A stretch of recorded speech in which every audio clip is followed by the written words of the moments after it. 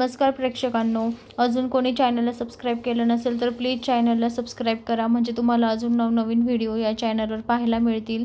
तर आता या ठिकाणी बलमा रिक्षा घेऊन आलेला असतो आणि मंजू, पप्प्या आणि त्याची गर्लफ्रेंड तिथे उभी असते। तर आता बलमा मुद्दाम नाटक करत असतो, कारण सत्याला मंजूला किडनॅप करायचं असतं। तर आता बलमा म्हणतो चला रिक्षा आली। तेव्हा आता पप्प्या म्हणतो बलमा दादा तू इथे काय करतोयस? तेव्हा आता सत्या मागून पाहत असतो, गाडीच्या मागून लपून तो पाहत असतो। तेव्हा आता बलमा खूप घाबरलेला असतो, कारण पप्प्याने डायरेक्ट त्याचं नाव घेतलेलं असतं मंजू समोर, बरं का। तर मग आता तिथून मग बलमा निघून जातो। तर पप्प्या म्हणतो काय झालं हा बलमा दादा रिक्षा का घेऊन आला? तर मंजूलाही काही समजत नसतं। तर आता बलमा सत्याकडे जातो आणि म्हणतो अरे यार, या पप्प्याने ना सगळा प्लॅन फ्लॉप करून टाकला, त्या मंजू वहिनी देखत माझं नाव काढून घेतलं त्याने।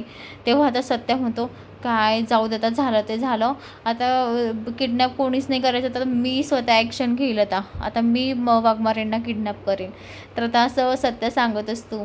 तर आता कसं झालं की म्हणजे बिचारा चांगला टोपी आणि कपडे घालून आलेला असतो मस्त, आणि त्यामध्ये बलमाने त्याचा नाही पप्प्याने त्याचा चांगलाच पचका करून टाकलेला असतो।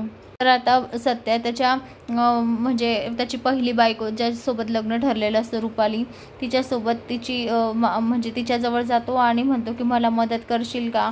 तेव्हा आता रुपालीचा नवरा म्हणतो नाही याची मदत करायची म्हणजे मार खायचा विषय आहे, कारण हा जिथे याची कुठेही मदत केली, कुठेही भेटला आणि काही संबंध आले आपले तर याचे डायरेक्ट हाणामारी असते, डायरेक्ट मारामारी करतो सत्या।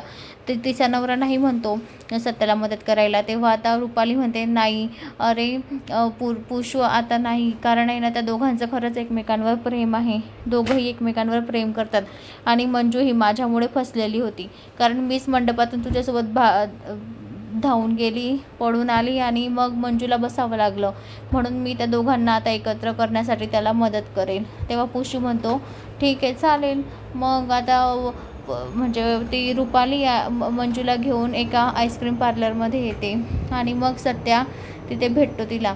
तेव्हा आता सत्या आईस्क्रीम पार्लरमध्ये त्या ग्लासांमध्ये काहीतरी गुंगीचं औषध टाकतो आणि मंजूला प्यायला देतो आणि तो तिला मग तिथून घेऊन जातो, किडनॅप करून घेऊन जातो।